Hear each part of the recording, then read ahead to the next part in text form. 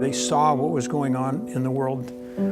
As children like my sister Judy were being treated, children like her who were blind and had multiple disabilities, they would be institutionalized.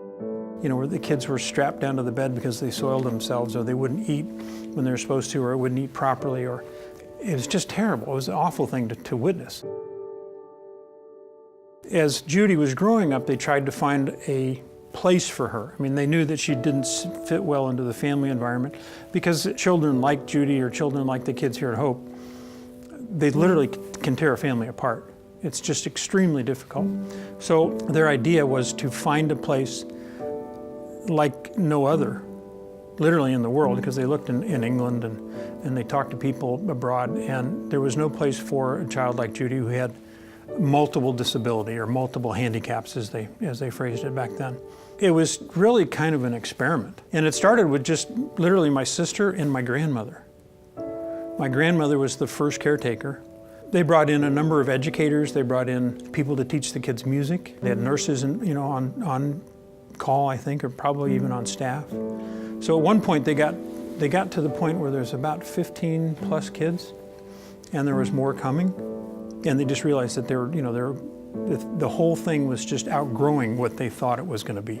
I think that's when they realized that it could be something that would be pretty significant.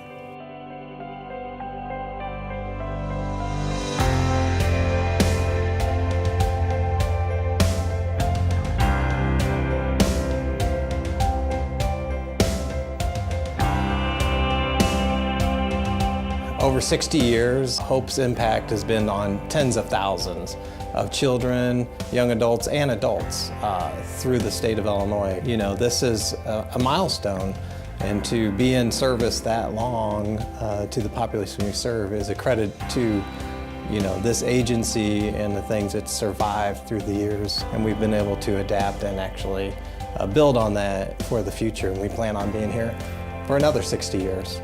We got some of the most dedicated, hardworking staff, frontline workers, all the way up to administration, who are passionate about what they do and are very knowledgeable. I think it has really helped Hope and guided Hope through those 60 years, and will continue to guide us, focusing on more community-based models and least restrictive models. So that means pushing ourselves out into the community, getting to children when they're younger instead of when they're preteen, which was typically when somebody would be referred to our school or our residential program, but going younger, focusing on preschool so we can create those greater outcomes so the children can stay in those what they call least restrictive environments, which means they're home. Our young adults are adults that we're job coaching and training so they can have meaningful work and like everybody else, like you and I. They deserve that,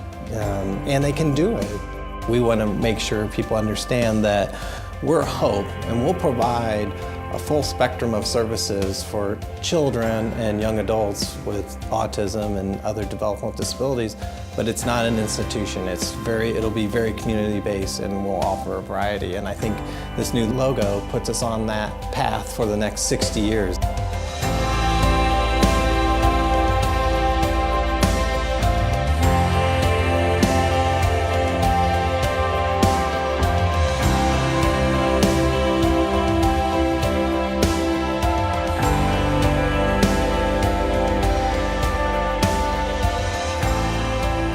They were looking for hope.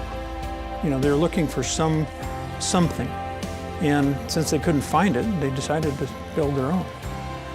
But I don't really think at that time they had any idea that I would be sitting here 60 years later celebrating what they've been doing. You know, when you consider the thousands of kids and families that they've helped, that my sister's helped, all because of her.